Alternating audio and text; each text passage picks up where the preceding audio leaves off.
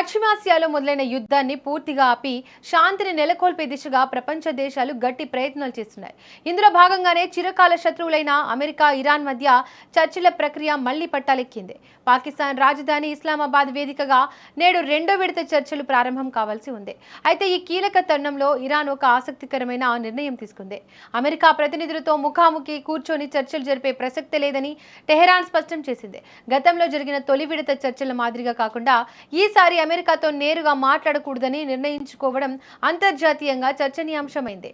America ప్రతినిధులతో ప్రత్యక్ష భేటీకి ఎలాంటి ప్రణాళికలు లేవని ఇరాన్ విదేశాంగ శాఖ అధికార ప్రతినిధి ఇస్మాయిల్ స్పష్టం చేశారు.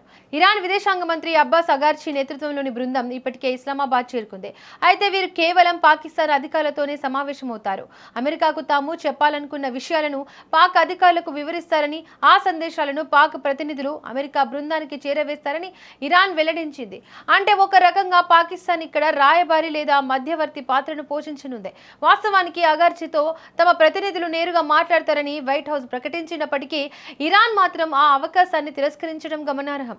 మరోవైపు అమెరికా తరపున డొనాల్డ్ ట్రంప్ ప్రత్యేక రాయబారులు స్టీవ్ విట్కాఫ్, జేడ్ కుష్నర్ ఈ చర్చల్లో పాల్గొంటున్నారు. వీరిద్దరూ ట్రంప్ కు అత్యంత సన్నిహితులు కావడం విశేషం. చర్చల్లో ఏవైనా సానుకూల ఫలితాలు కనిపిస్తే స్వయంగా అమెరికా ఉపాధ్యక్షుడు జేడీ వ్యాన్స్ కూడా పాకిస్తాన్ కు వచ్చే అవకాశం ఉందని శ్వేత సౌధం సంకేతాలు ఇచ్చింది. అయితే ఇరాన్ బృందంలో ఒక కీలక మార్పు చోటు చేసుకుంది.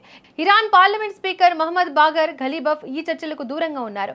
అంతర్గత రాజకీయ విభేదాల వల్లే ఆయన ఈ బృందం నుంచి తప్పుకుంటున్నట్లు తెలుస్తోంది. ఇది ఇరాన్ వైఖరిలో ఉన్న సందిగ్ధతను సూచిస్తోంది.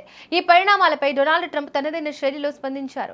అమెరికా విధించే కఠిన షరతులకు లోబడితేనే ఎలాంటి ఒప్పందాన్నైనా సాధ్యమవుతుందని ఆయన గట్టిగా చెప్పారు.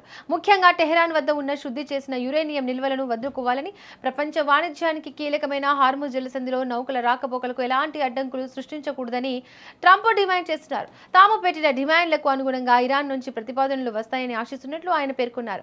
మొత్తానికి పాకిస్తాన్ వేదికగా సాగుతున్న ఈ పరోక్ష దౌత్యం పశ్చిమాసియా సంక్షోభానికి ముగింపు పలుకుతుందా లేదా అనేది వేచి చూడాలి.